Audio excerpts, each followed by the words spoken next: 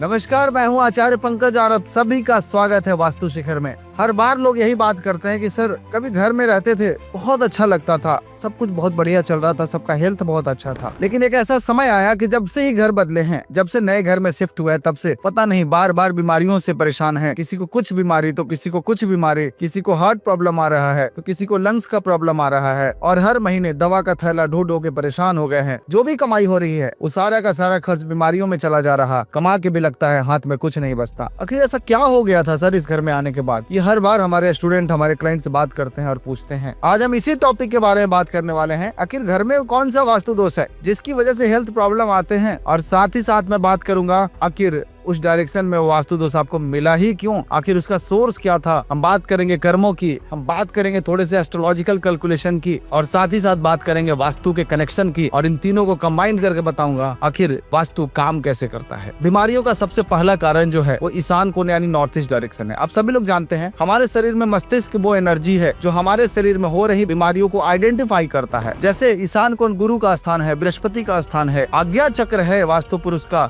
शिवनेत्र है। सोचिए, गुरु का काम है गाइडेंस देना। अगर बॉडी में कोई हेल्थ इश्यूज आ रहे हैं, अगर बॉडी में कोई प्रॉब्लम आ रहा है, हमारे भीतर की जो गुरु तत्व है यानी जो मस्तिष्क की ऊर्जा है, यानी जो ईशान कोण की ऊर्जा है, उसका काम है बॉडी में हो रहे कोई भी हलचल के बारे में बताना। चाहे कोई इन्फेक्शन हो, कोई कट हुआ हो, हर सारी इन्फॉर्मेशन जो है माइंड तक जाता है, और माइंड फिर हमारे शरीर के जो मौजूद नेचर के द्वारा जो सैनिक बनाए गए हैं, जो हमारे सेल्स हैं जो लड़ते हैं, उनको तैयार करता है, उनको गाइड करता है, और ऐसे ही हमारे जीवन में 24 घंटे चलता रहता है और हम बीमारियों से बचे रहते हैं। सोचिए, अगर ईशान कोण यानी नॉर्थ ईस्ट डायरेक्शन में अगर वास्तु दोष हो जाए, सोचिए ईशान कोण में गलती से टॉयलेट बने या सेप्टिक टैंक बने, बड़े से बड़े क्रॉनिकल डिजीज का कारण जो है वो नॉर्थ ईस्ट डायरेक्शन है। एक डेटा के अनुसार से जो मैंने रिसर्च किया, लगभग 70%, मैं थोड़ा कम बता रहा हूँ, कैंसर के अगर 100 केसेज आप देखेंगे तो आप हैरान हो जाएंगे कि 70% उन घरों में ही कैंसर की प्रॉब्लम्स आई थी जहाँ नॉर्थ ईस्ट डायरेक्शन में टॉयलेट या सेप्टिक टैंक बना हुआ था। सोचिए ऐसा क्यों होता है? वही खान पान, वही रहन सहन जो सारे सोसाइटी के लोग खा पी रहे हैं। हो सकता है जिनको कैंसर की इश्यूज आए हो सकता है जिम जाते होंगे डेली, हो सकता है अच्छे मेंटेन करते होंगे, हो सकता है ना शराब पीते हो ना सिगरेट पीते हो, फिर भी उन्हीं को कैंसर क्यों हुआ? मैं ये नहीं कह रहा कि कैंसर का कारण सिगरेट नहीं होता है, गलत खान पान भी होता है,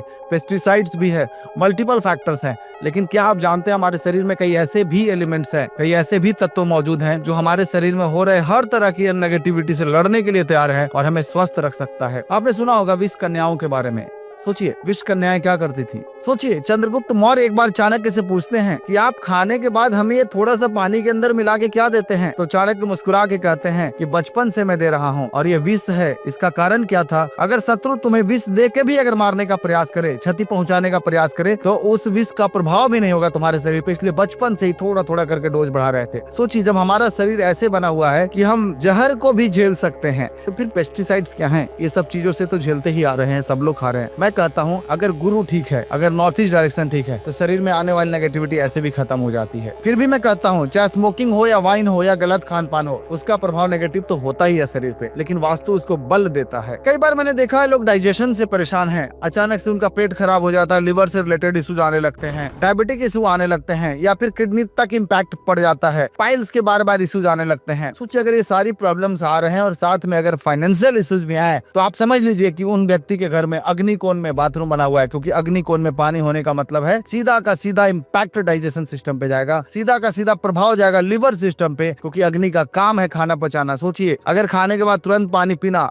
शास्त्रों में मना है, उसी तरीके से अग्नि के स्थान पर अगर पानी डालेंगे तो वो खाने के बाद तुरंत पानी पीने जैसा ही हाल हो जाता है और लिवर सिस्टम खराब होने लगता है, व्यक्ति थका थका रहता है। लेकिन इन सब के बाद मैं बताता हूँ एक ऐसा वास्तु दोष जो इन सभी परेशानी से बढ़ के है, वह है पितृ दोष यानी साउथ वेस्ट डायरेक्शन। आप किसी भी ज्योतिष से जाके बात कीजिए, किसी भी एस्ट्रोलॉजर से बात कीजिए और उनसे सिर्फ एक सवाल पूछिए कि दिन भर में आप जितने भी कुंडली देखते हैं, आपके पास जितने भी परेशान लोग आते हैं, उसमें ज्यादातर वो कौन से लोग होते हैं, कौन से ग्रह के प्रभाव में आते हैं? उनका आंसर होगा लगभग 90% जो लोग आते हैं सिर्फ राहु की वजह से आते हैं, ना शनि की वजह से, ना गुरु की वजह से, ना बुध की वजह से, और ना ही शुक्र की वजह से, सिर्फ राहु ही। क्यों? क्योंकि राहु वो एनर्जी है जो व्यक्ति के मस्तिष्क में नेगेटिविटी क्रिएट कर सकता है। आप सभी लोग जानते हैं कि राहु का तो सर कटा हुआ है, वो सिर्फ हेड का हिस्सा हिस्सा है, इसलिए व्यक्ति के माइंड को भ्रमित करता है। और ये अच्छे तरीके से आप जानते हैं कि मनुष्य के शरीर में होने वाली 80% से ज्यादा बीमारियों का कारण मनुष्य का मस्तिष्क होता है, उसके इमोशंस होते हैं। सोचिए, अगर गलती से राहु का स्थान यानी साउथ वेस्ट डायरेक्शन में अगर टॉयलेट बने या सेप्टिक टैंक बने तो क्या हो सकता है। सोचिए, राहु ही खराब हो गया घर के अंदर, ऐसे तो इसे पितृदोष भी कहते हैं। तो जब राहु की एनर्जी खराब हो जाए तो उस समय घर में बीमारियां बहुत सारी आनी शुरू होती है। मैं तो कहता हूँ कैंसर का दूसरा सबसे बड़ा कारण जो है वो साउथ वेस्ट डायरेक्शन है। लेकिन एक प्रॉब्लम है, नॉर्थ ईस्ट डायरेक्शन बीमारी दे तो गाइड भी करता है कि रिकवर कैसे करेंगे। नॉर्थ ईस्ट प्रॉब्लम दे तो घर के लोग एकजुट होकर लड़ते हैं उस बीमारी से और ठीक होने की भी संभावनाएं होती हैं। सोचिए, अगर राहु की दिशा में खराबी होने की वजह से, साउथ वेस्ट खराब होने की वजह से अगर बीमारियां आ रही हैं, फिर इलाज कौन कराएगा, फिर लड़ेंगे कैसे? क्योंकि जब मस्तिष्क ही नेगेटिव हो गया, जब माइंड में ही राहु का इम्पैक्ट आ गया, क्योंकि साउथ वेस्ट रिश्तों की भी जगह है, तो जब रिलेशंस ही खराब हो गए तो न बाउंडिंग है, न बीमारी में डायग्नोसिस हो पा रहा है।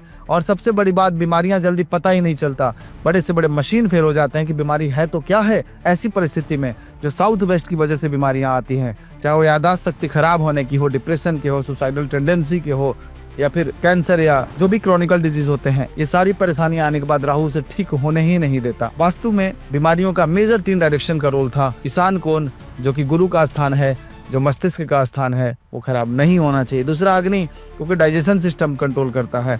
और तीसरा साउथ वेस्ट, जो बीमारियों को छिपा के रखता है, हाइड करके रखता है और मेंटली डिस्टर्ब करके नेगेटिव और डिप्रेशन की तरफ ले जाता है। ये 3 डायरेक्शन को बेहतर बना के रखिए। मैंने कहा था एस्ट्रोलॉजिकल कैलकुलेशंस की बात कर रहे थे, तो साउथ वेस्ट डायरेक्शन राहु की जगह है। तो जब पितृदोष कुंडली में है तो घर का साउथ वेस्ट ऑटोमेटिक खराब होगा। जिन भी व्यक्ति के घर में अगर साउथ वेस्ट में टॉयलेट या सेप्टिक टैंक अगर आप देख रहे हैं तो डेफिनेटली वहाँ रिलेशंस भी खराब हैं और उनकी कुंडली में भी पंचम या अष्टम में या फिर सूर्य के साथ राहु बैठा हुआ है, यानी पितृदोष है।